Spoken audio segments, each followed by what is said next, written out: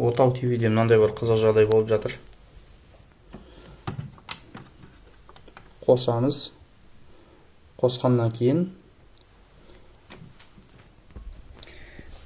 нет сигналы жоқ деген жазу шығады.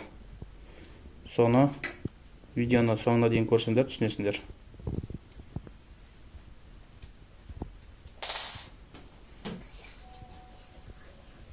Так, осылайынан и қазір сигнал жоқ. Экранның altına бір камера қойып кеттім.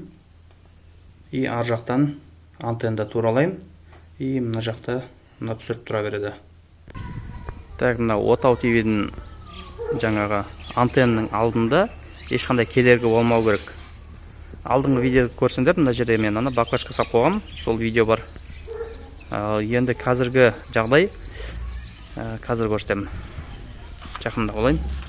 Тура мына антеннаның алдында мына тал кедергі болып тұр. Осы талды қазір кесіп тастаймын. Сол кезде мынау таза көрсететін болады. Так, мынау бізге кедергі болып жатқан тал ғой. Кедергі қосылды ма? Иә, қосылды. Мына қазір қайтып жауып қоям. Талмен. Өшті ма? Өшіп қалды.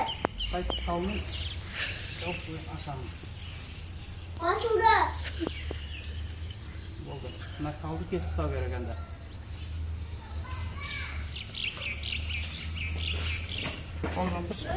Тура мына антеннаның алдында ешқандай кедергі болмау керек. Қазір мынау алдындағы мынау ағаш кедергі болып тұр. Қазір осыны кесеміз.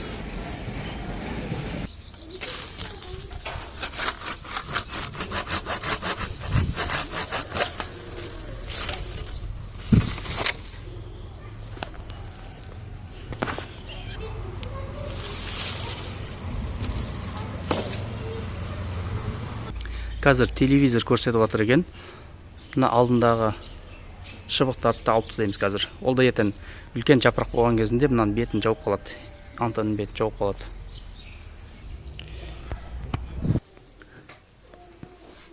Міне қосылып тұр.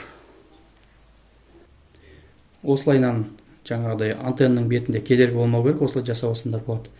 2018-ден кейінгі орнатылған Отау ТВ-лерде ай сайын 500 теңге төлейді. Ал мынау менде 2018-ге дейін бұрында орнатқан, оған біз төлемейміз.